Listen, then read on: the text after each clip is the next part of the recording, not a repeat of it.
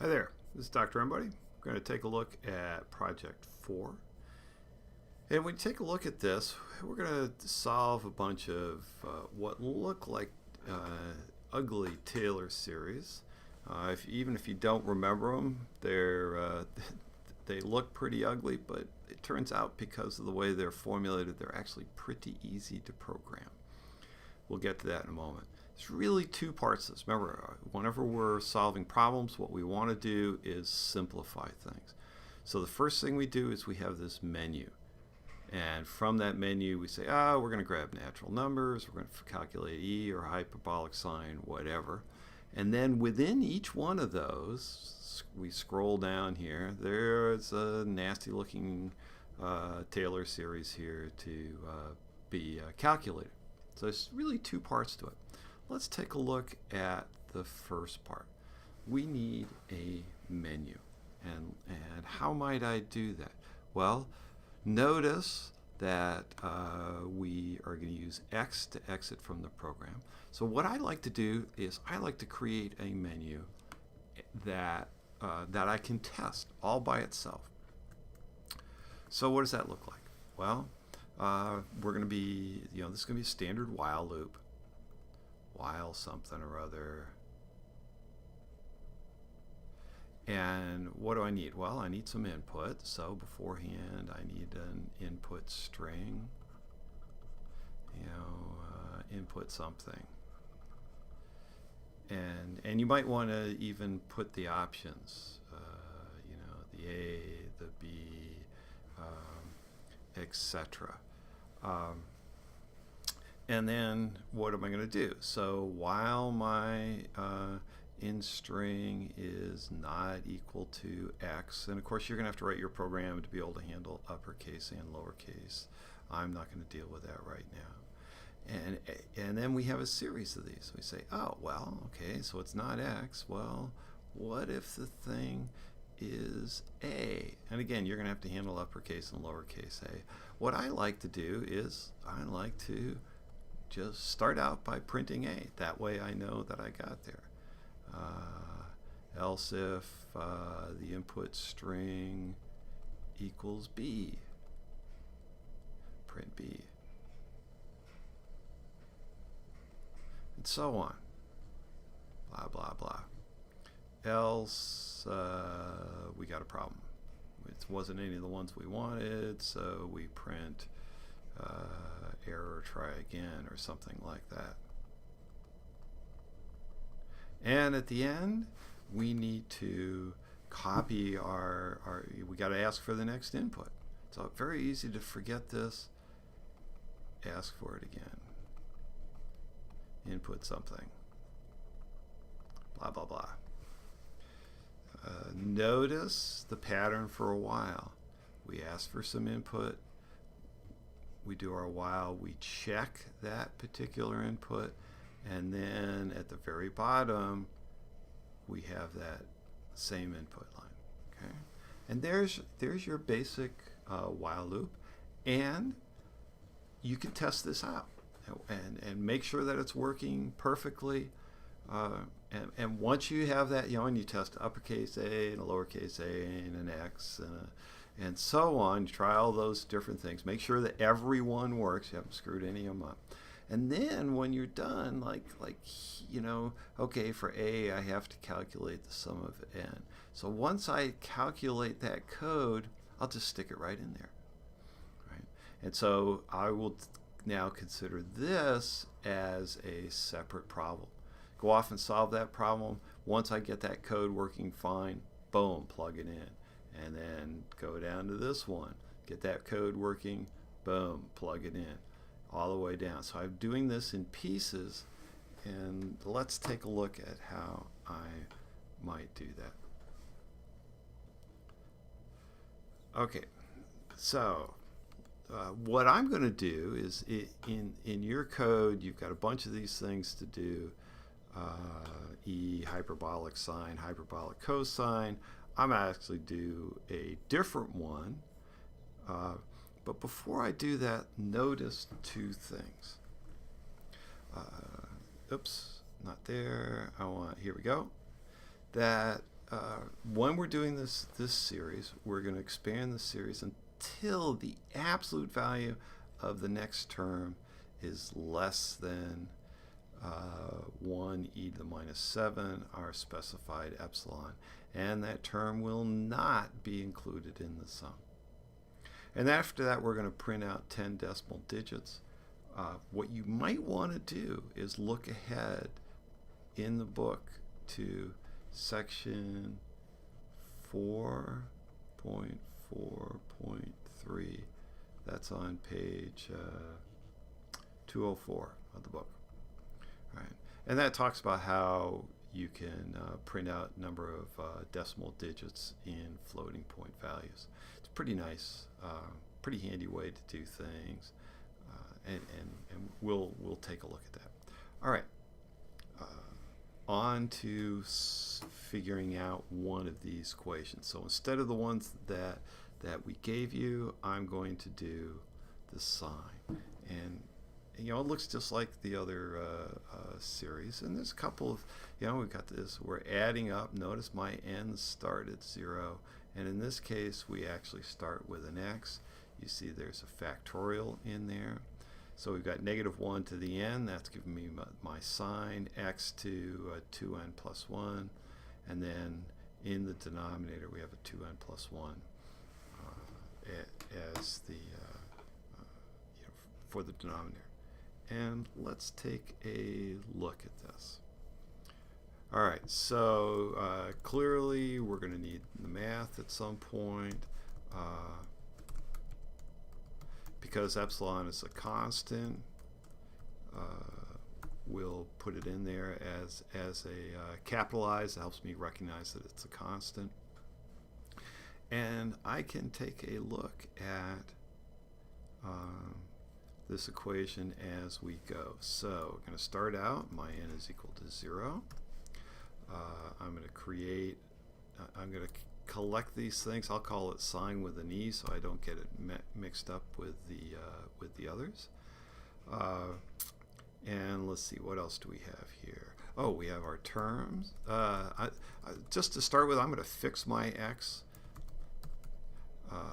Let's do pi over 2 because that's an easy one, right? That we know that'll be the sine of pi is sine of pi over 2 is 1, so that's what we expect.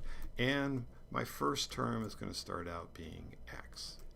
And so our instructions said, while the absolute value of my term is bigger than epsilon,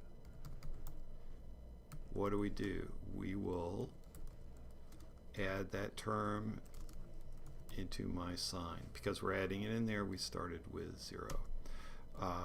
We have to now increase my my n, because that's every time through the loop that we're doing our sum, and then calculate a new term. And so what do I have here? I have -1 raised to the nth power. And I like lots of parentheses to make sure things come out right. All right, and that will be multiplied by x raised to the 2 times n plus 1 power. Okay, that matches up. Oops. And let's see. Out of my, okay, that parentheses matches up there. And we need another one for our numerator. Boom. As you can see, the colors, they match up there. That's good. All right, and then in my denominator, it says I need the factorial of 2 times n plus 1. And there's my next term. Okay. So, and when I get done, if this thing is actually working right, let's print out my sign. We're taking the sign of my x is my sign that I collected. For comparison, math.sign of x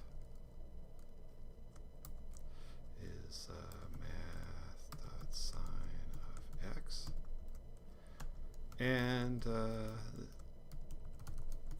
let's print out the difference.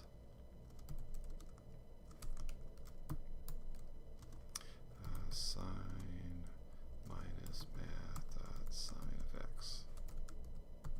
And let's give this thing a try.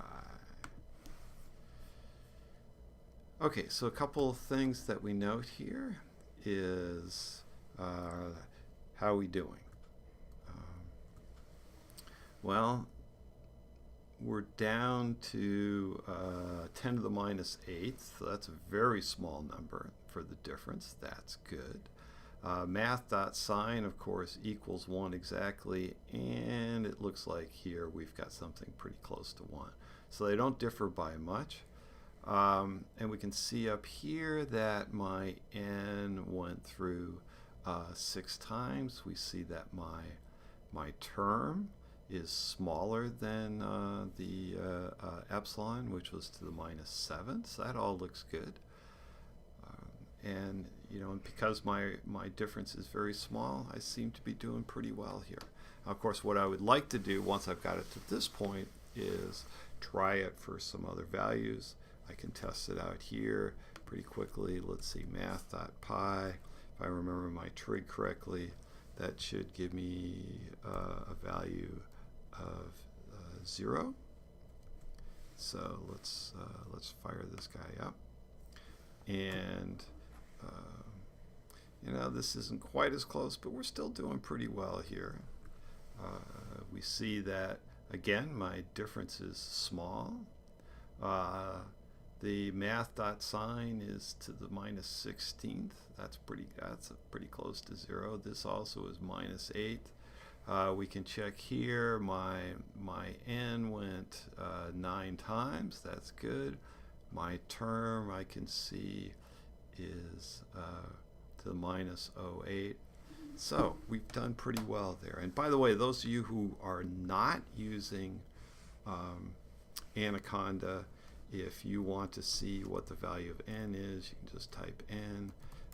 You can see what your term looks like, and those can be handy things to look at here. So this looks pretty good. I should try maybe pi over 4, a couple other values in there to check it out.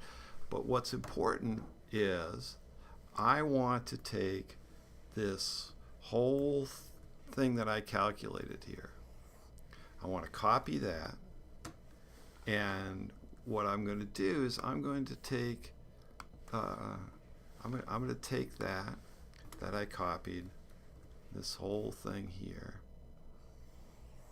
And remember, I had my while loop with my in string that I had before, not equal to x, where the in string was some kind of input something. In there, if I had, if my in string equaled, I'll make one up now, an s for the sign, and before I said print s. Now what I'm going to do is copy that whole thing in there and test it out within my little loop, and then move on to the next one.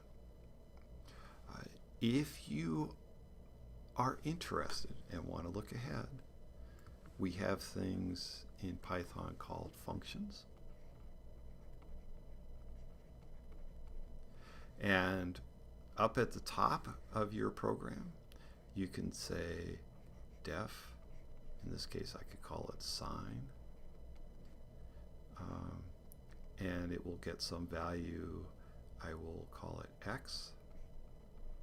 And I can take all that stuff, copy it in there, and then return the value that I calculated, which was sign. So maybe I better not, you know, I don't want to have that name and that name the same.